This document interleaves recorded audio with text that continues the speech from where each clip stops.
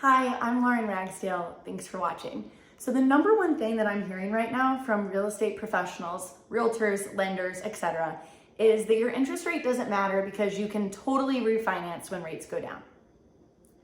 This is not necessarily true. So I have 5 tips if you are buying right now and you want to refinance when rates go down, 5 things you need to keep in mind because refinancing is not automatic. You are applying for a new loan when you refinance, which means that your credit score, your debt to income ratio, the property value of your home, all of those things are going to be factors in whether or not you can actually refinance.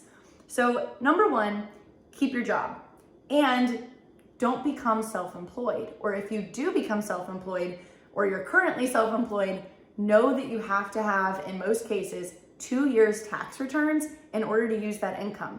If you counted on overtime when you bought your house, and then when you go to refinance, you no longer have that overtime regularly, you're not going to be able to prove as much income, and it might impact your ability to refinance. So keeping your job and your employment income the same, or at least very close, is a good tip for making sure you can refinance. 2, your down payment that you had when you purchased the home, you still need a down payment when you refinance. It's just typically that down payment comes out of the equity that has grown in the time that you own the home. So to make sure that you keep that equity or at least put a good dent in it, there's 2 things you can do.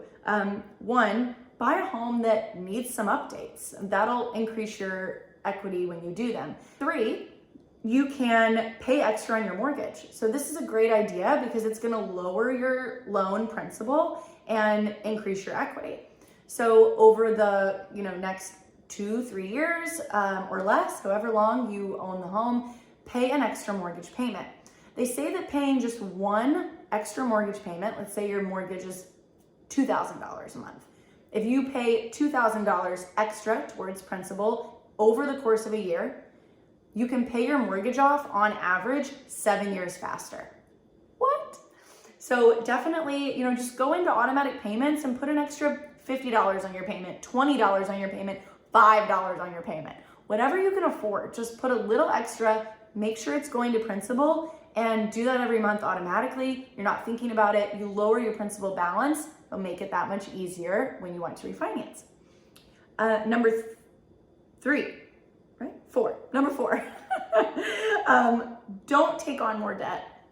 Your debt to income ratio is going to come into play when you apply. So don't go out and get a crazy big car, put a lot of money on credit cards, a huge furniture loan.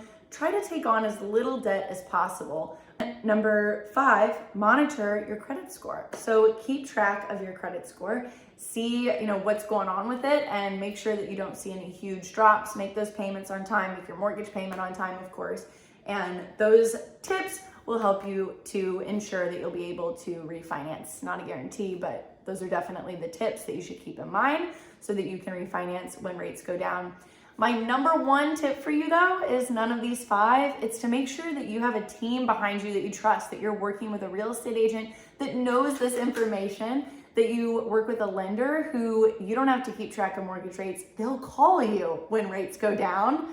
And maybe your real estate agent will call you when rates go down and just help you keep track of your largest investment.